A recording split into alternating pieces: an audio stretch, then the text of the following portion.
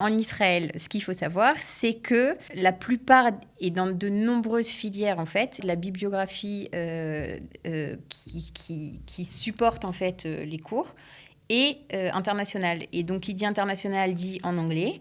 Et c'est vraiment, c'est-à-dire le Homer, c'est-à-dire la base sur laquelle les étudiants vont devoir travailler pour préparer leurs examens.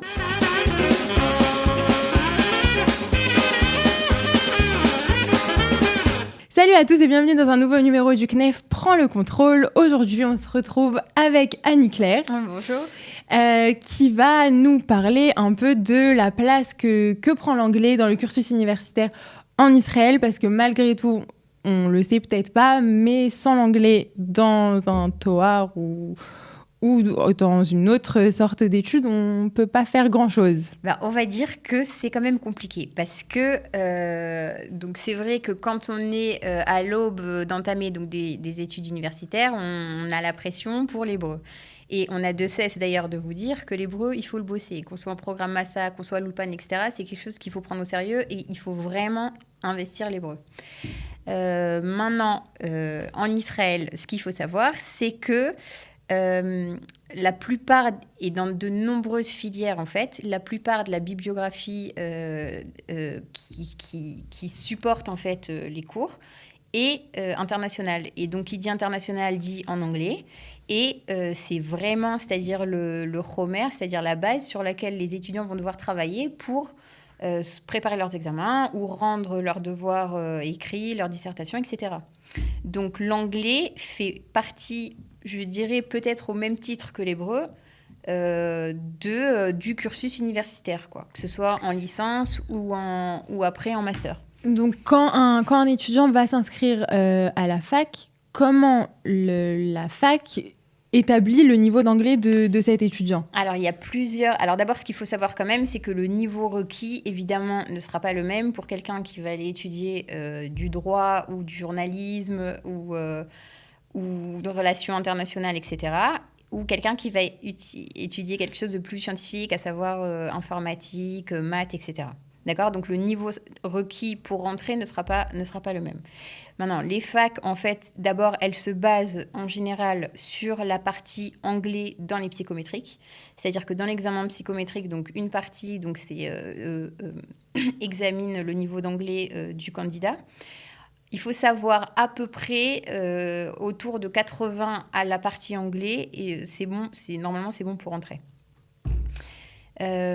Ensuite, si ça suffit pas ou si la note qui a été reçue au psychométrique n'est pas suffisante, en général, l'institut académique va demander à l'élève de passer un autre test, qui peut être soit le test AMIR, soit l'AMIRAM, soit éventuellement un test interne à l'institut qui sera choisi.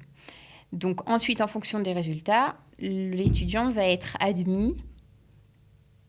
Normalement, il va être admis ou pas dans la filière. Alors, maintenant, ma question, c'est est-ce que quelqu'un qui n'a pas le bon résultat demandé peut se voir refuser l'accès à la fac carrément, quoi? Je vais te donner un exemple très simple, d'accord ? À l'Università Ivrit, quelqu'un qui veut rentrer en droit en première année a comme requête d'avoir comme niveau d'anglais le niveau qu'ils appellent donc Aleph Mitkadmim.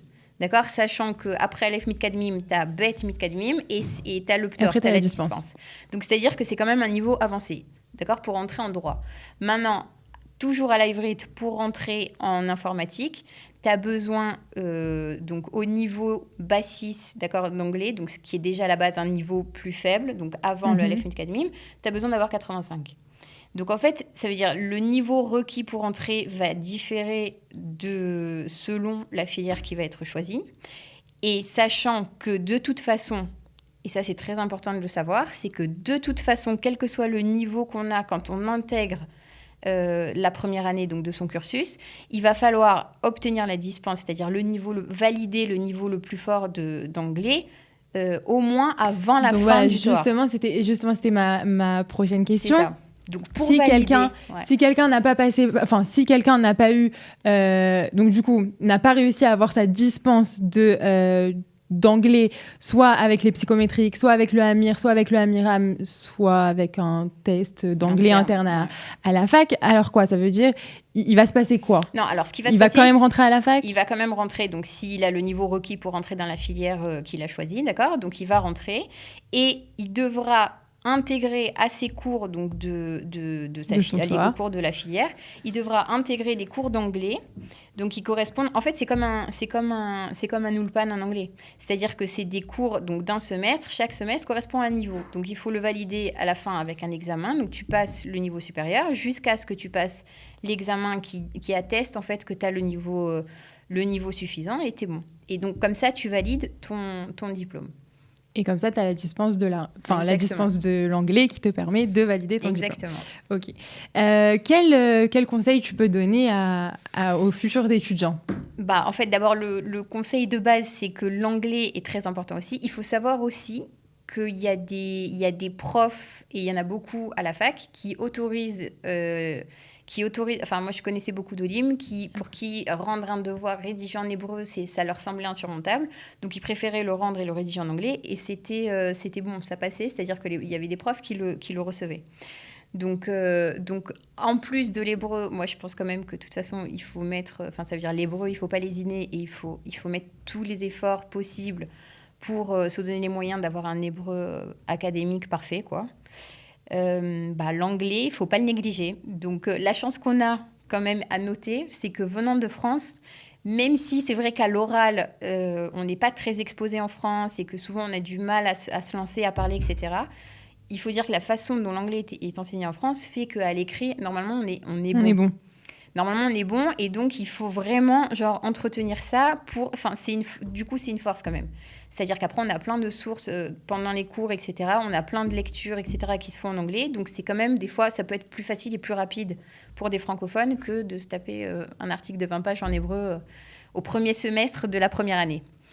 Donc, voilà. Conclusion, si on résume, surtout quand on va s'inscrire à la fac, on demande le niveau d'ivrite, on demande combien il faut au psychométrique, mais on demande aussi le niveau d'anglais. Il ne faut pas oublier, parce qu'il y en a beaucoup qui oublient ou qui ne savent pas même que l'anglais est une partie intégrante du TOEIC et que sans ça, il arrive que des fois, il y en a qui ne valident pas leur TOEIC, qui doivent compléter tous ces cours après, une fois qu'ils ont validé toute leur matière de la licence en elle-même.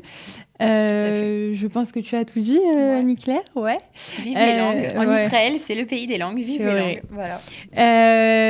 Si vous voulez d'autres renseignements sur, en l'occurrence ici, les niveaux d'anglais à avoir pour telle ou telle filière dans telle ou telle fac, on reste à votre disposition. Vous pouvez nous contacter au 02 622 26 25 ou sur WhatsApp 058 422 25 26.